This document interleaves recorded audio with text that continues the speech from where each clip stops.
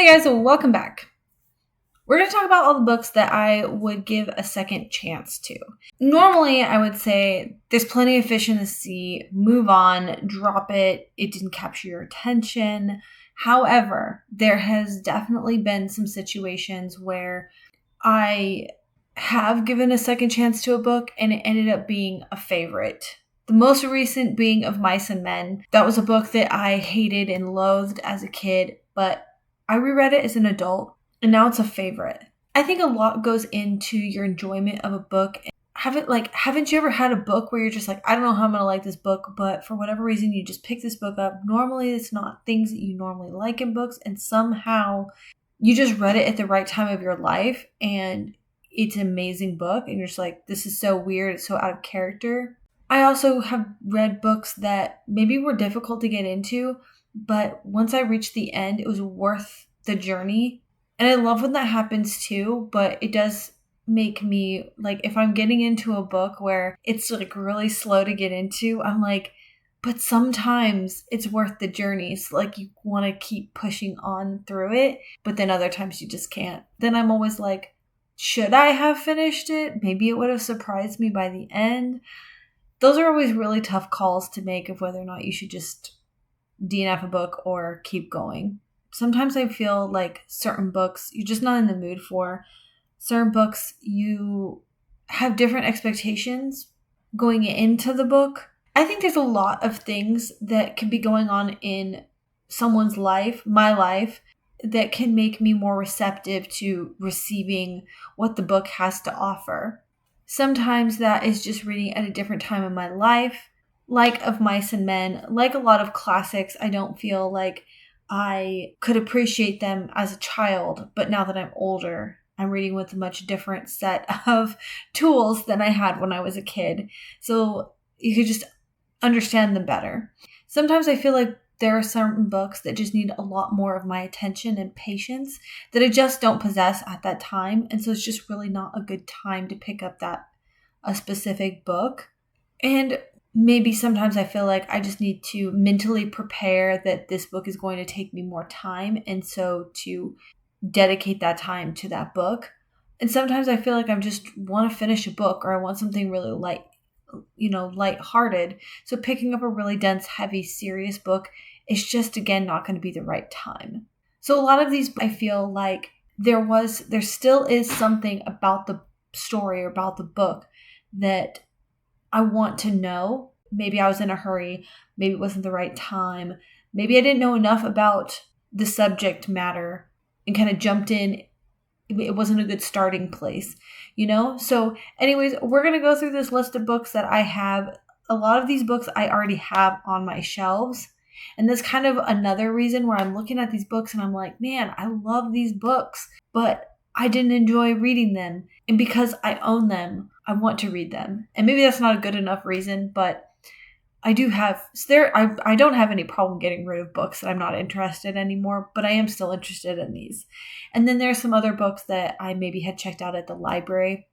And I actually feel that maybe sometimes when I'm listening to audiobooks, that's just not the best method of reading the book. Sometimes I feel that when I'm listening to audiobooks, I'm generally trying to pair it with something else. If I have the time to just dedicate all my time to that book, I'd read the book. I want to consume books that I just don't have the time to sit and read. I have to do other activities, so I will check out the audiobook. And I think certain activities I feel are too distracting for certain books. And so that kind of goes into some of these decisions as well. Anyways, I am yammering on. I do feel like while this is kind of a long explanation, I do feel that it is a little bit necessary because maybe it makes you think about books that you're like, oh, I just didn't like it. Maybe it just wasn't the right time and maybe you'll consider it again. All right, so let's go ahead and jump into this. The first one we're going to talk about is Of Roses and Rot. I think the author is Kat Howard. I didn't put that in my notes. Briefly, this book is about like this exclusive competitive dancing school, and these girls are under a lot of pressure. There's a lot of discussion about creativity, art, perfectionism, and especially that rings true within the ballet world. We have one character who has this very strained relationship with her mother. And I feel like I'm getting this wrong. I almost want to say it's actually sisters, maybe even twin sisters, that have this relationship with their mom that's kind of the moving force of the plot. But then also it is a fairy tale. So there is another character who like introduces these girls to this other fairy realm. And there was a lot about this book I did enjoy while I was reading it. I was also listening to the audiobook, but I feel like this was like my introduction into like fairy stories. I felt that I didn't understand fairy lore enough when I went into this. And now that I've read a lot more like fairy style fantasy and romances, they all kind of have some sort of, going into a different fairy land or whatever. Also, at the time when I read this book, I feel that I was doing a video project with this book in it, and I was rushing. I was trying to get a video out, and I just kept pushing forward. I distinctly recall thinking I should slow down and take a step back, but I had so much going on. My attention was being pulled in all these different directions, and I wanted a video to come out because I think I was really trying to focus on putting out videos consistently. That did kind of make me feel a little bit rushed. So I definitely want to give this book another try. The next book is The Lightness by Emily Temple. This is a funky, weird book. I got this book as an ARC. I skipped around while reading this book a lot. It was kind of a really weird reading experience. I annotated this book a lot. There was very specific things in this book. I remember thinking, this is so dumb. This is so weird. Who would do this? But I also I think I was expecting something different when I was reading it, and I wasn't really considering the author's purpose of writing this book. I was also kind of taken back by the kind of religious aspect of this book. But now when I consider this book more, I'm like, wait a minute, I actually really like this. I want to reread it, and I just want to enjoy it and not hyper-analyze. I had this book when I lived in Florida, and I was going through a lot of books, getting rid of a lot of things in preparation for our move. And I remember sitting there thinking, do I get rid of this book? Do I keep it? And I was like, but I really annotated this, and I can't stop thinking about this. So I wanted to keep it. And for the life of me, I can't find the copy. I can't imagine I would have gotten rid of it, but lo and behold, I can't find it anywhere. So unfortunately, I think I might have inadvertently gotten rid of it. All right, the next book is The Cruel Prince. And I did finish this book. I know I was listening to the audiobook while I was painting. Sometimes I just get going and I don't want to have to pick out another book. But like while I was reading this book, I was just like, what the heck? And the more I sat with it, the more I just passionately loathed this book, especially like the ending between the two main characters and like why. I was like, oh my God, this ending is so stupid. So I've been passionately loathing this story. Again, this was before I really understood fairy lore. Rewinding, I think this was actually my first book into like fairy lore and changelings. And I was actually told by a friend recently that a really good place to start would be to backtrack to Holly Black's Tithe, which is the first in a trilogy.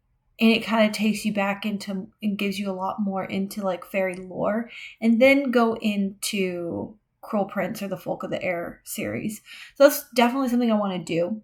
And I do think now with my experience with reading a lot more of fairy-ish books, I'm probably going to end up really enjoying this series. The next one is Red Queen by Victoria Aveyard. I ended up picking up this book because my older sister said she really liked this book.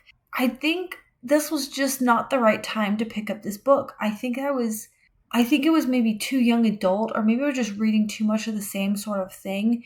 I was just burnt out on these concepts. But I want to go back and read it, and it's like such a massive series because maybe I set different expectations when I went into this book as well, because it is going to be young adult, like Regency, so there's certain like level of expectation when you go into these books as far as like writing styles, tropes that you're going to run into. Yeah, I think I did give up on it quite quickly, and I do remember just feeling burnt out on it and couldn't get into it. I couldn't even tell you. Something just wasn't clicking. So the next one is What Big Teeth. And this just has the most captivating cover, to be real. Like, part of me is like, do I want to love this book so much because I love the cover? I don't know. I do remember liking this book a lot. It is kind of a creature feature with shifters and stuff. And I thought the concept was really interesting because I think it takes certain shifters who can't shift all the way. But yeah, I remember listening to the audiobook when I was like driving my kids to school back when we lived in Florida, and there was something I really liked about it, but then I just don't remember how it ended. I don't remember the full story. I just remember like the gist of it, and so I just want to give it another read through. The next one is This Savage Song by Victoria Schwab. I feel like I cracked this open, started reading it, couldn't connect to it, ended up just unhauling it. No such thing as a safe city at war. A city overrun with monsters. Like, it's a monster book. Why did I get rid of this book? I definitely got something wrong. In this dark urban fantasy from author Victoria Schwab, a young woman and a young man must choose whether to become heroes or villains, and friends or enemies, with the future of their home at stake. The first of 2 books. Kate and August are the heirs of a divided city. A city where the violence has begun to breed actual monsters. Anyways, I won't read the entire synopsis, but like everything I could love about a book is in this book. Why the heck did I get rid of it? I don't know. So obviously I had that pegged wrong, and now I feel really sad that I got rid of the book. All right, the next one is Assistant to the Villain. This is one that I picked up this year. I think I was listening to this on audiobook, and I just wonder if that wasn't the best way to read this book. I also think I need to lower my expectations of like what this book was supposed to be about and like the delivery, because I have heard a lot of reactions to this book and some people just raving about how amazing this book is. And then other people saying that I don't even know. I also think I just need more patience with this book, because I think I just wasn't even anticipating reading this until it popped up as a book to read for the month. And so I just kind of rushed into it, and I was actually wanting to give more of my attention to other things, and I was hoping for a quick read. And I remember thinking that there was very specific critiques, like maybe the main character was just insufferable, but I can't pinpoint it, and I kind of just like need to give it a second chance so I can at least understand why it is that I wouldn't like this. All right, the next one is Rebel Belle by Rachel Hawkins. This book is about a girl who finds out she's in the wrong place at the wrong time, and a paladin dies, and because she is there, he bestows the paladin power onto her, and now she is the chosen paladin to protect this boy who she does not like. So there is like an enemies to lovers thing in there. There is like a chosen one.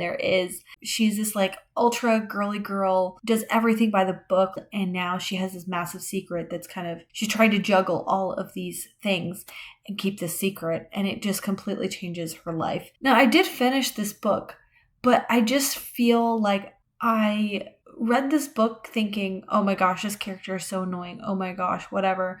And it was following all these tropes, and it was kind of silly. But now that I'm kind of reading for things that will pair up with Buffy the Vampire Slayer, this is spot on. So I just want to reread it again and relive it with my new perspective on this book. And I want to finish the series as well, because like the similarities between our main character and Buffy the Vampire Slayer are just so great. The next one is Buddy by Mona Awad, and this one, again, I did finish, and I remember thinking, this is the most ridiculous book ever, but I just want to reread it again, understanding that it's meant to be ridiculous, because this is such a beloved book, and there were definitely parts that I had fun with. Again, I just feel that I had different expectations going into it, and it delivered something I was not prepared for. The next one is Castle in the Clouds by Kirsten Gear, and I don't know why this struggled to hit. It hit on certain notes, but then other notes I felt irritated by, like some of the love story. I don't know. I felt disconnected when I had read this, but there were definitely points about it that I really, really enjoyed. Now we're going to get into the books that I actually own copies of. This one is Vasa in the Night by Sarah Porter. This is a retelling of Russian fairy tale of Baba Yaga. This is a book I read about halfway through, and I remember it getting really strange and awkward, and then I just never finished it. And I remember thinking, maybe I need to read the original fairy tale so that I understand the lore and the basis for this book a little bit more. And I do understand. Now I've seen her story kind of portrayed in a few different instances. In fact, one of them is in Crown of Midnight from Throne of Glass. They call her Baba Yellowlegs. There's very much kind of the same premise for her story with the mirrors and stuff like that, and capturing young Russian girls. This takes place in modern times where a girl ends up working to pay off her debt in this, like, a convenience store. And I kind of got lost within the convenience store. In this convenience store, it's like, I don't know, weird stuff happening. The next one is Slade House by David Mitchell. This is supposed to be a horror story, and it takes place in this really creepy house. And I listened to the audiobook of this, and I just don't think that was the very best way to read this book. I do remember being really into like the creepy vibes in the house and all that stuff, but I definitely don't remember very much about it. The Catcher in the Rye by J.D. Salinger. This is another one of those books I'm just like, why does everyone like this book? I read this so long ago, and I just remember thinking that our main character is so insufferable. I was much younger at the time too, so I remember thinking that the situations he got himself in, at was there like a hotel room, and like the sexual things that he got himself into, I was just like I don't want to read about this stuff. If I'm recalling that right, I actually have a few reasons I want to reread this. I have 2 teenage boys now. I feel like this is definitely going to hit so much differently now. I also feel like my oldest son, Michael, would really enjoy this book. So I want to read it and see if he's ready for it yet. Other things that I tend to enjoy in books, like prep school kids and the struggles that they go through. Shiver by Maggie Stiefvater. I never actually even finished this book. I started it, and I remember thinking, like, it was really confusing. Never Let Me Go by Kazuo Ishiguro. This one, I remember thinking, my God, this book is so boring. However, when I had finished reading this book, I remember thinking about the messages in this book, like, long after it had finished. And I want to go back and read this book again. But I do think like maybe I missed something. I didn't expect the nature of this book as it is. I was thinking because it's supposed to be like a futuristic or dystopian novel, that I was going to get something a lot more like what I'm used to reading. I think I was just expecting like a lot more action and not as much just these kids kind of going back and reflecting on what had happened. Now I think it will hit very much differently. All right, the next one is Burnt Sugar by Avni Doshi. This is about a mother-daughter relationship. There's love, there's betrayal, and it is quite short. And I think that it probably just wasn't the right time when I picked this book up. So yeah, I just think that I had picked it up at the wrong time. I wasn't patient enough for this kind of story. All right, now we're getting into more fantasy. Fortuna Sworn by KJ Sutton. I didn't expect this to be like highly romantasy. I thought it was going to be a lot more fantasy. So when we got into some of the romantic scenes, I was just kind of like, oh, okay. I was not expecting that at all. But the concept of our main character, like walking through creating nightmares. Did she create nightmares? I thought it was really interesting.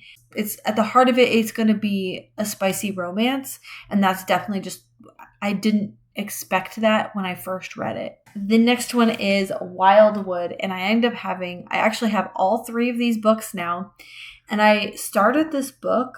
It's just, for a middle grade book, it is incredibly slow moving, but it is, if you like nature and animals and going on adventures, like this book has all the elements, and I think I just need to slow down and really just enjoy those aspects of it instead of expecting like a lot to happen. And then there is at the heart of it, look, the illustrations throughout as well. Once you get into the forest, you start meeting all of these interesting characters who are animals.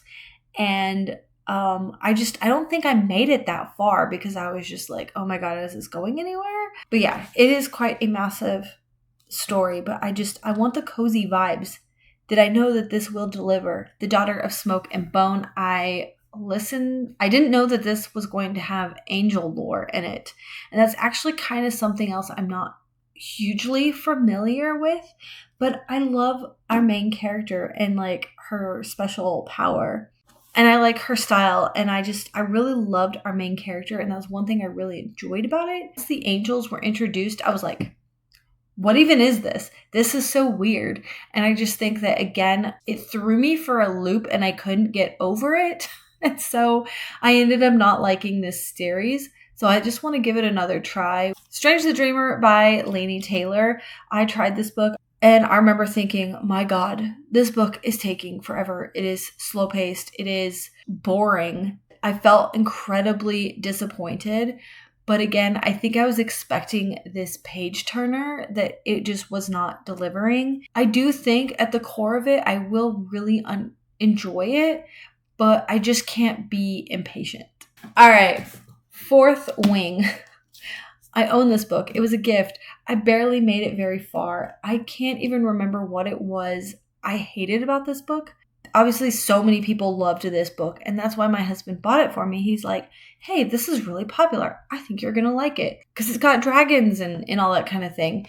But I think a lot of people also were turned off by the romance. A lot of people are saying that the romance is super cringy and like the characters can be insufferable, but there is like other things to really enjoy about this. So I think that if I just maybe lower my expectations a little bit as far as like incredible character development and really go into it to experience like the dragon riders and things. Even if I don't like it, I want to be able to fully articulate and understand what it was that did not work for me. Oh, there is one more book called I Capture the Castle. And I didn't get the book down because it's all the way at the very top of there, so I have to get my step stool to get it down. It's this really cool like box collector's edition I had found at like a used bookstore or something, and I was like, oh, this is so cool. I did listen to this on audiobook, and I remember thinking there's a lot of really cool vibes going on in this book, but for whatever reason I don't remember any of the details. I think I didn't really know what to expect going into it, but now I kind of understand where the story is going to go with it, and I think that I do think it's going to hit differently again if I reread it, especially if I read the physical edition. And that wraps up this video. Thank you so much for watching. I hope you enjoy this. Are there any books that you feel you would like to give a second chance to, or any of these books on the list that I have mentioned here that you really enjoyed, or maybe you didn't enjoy? I don't know. Let me know what you think. Thank you so much for watching. Bye.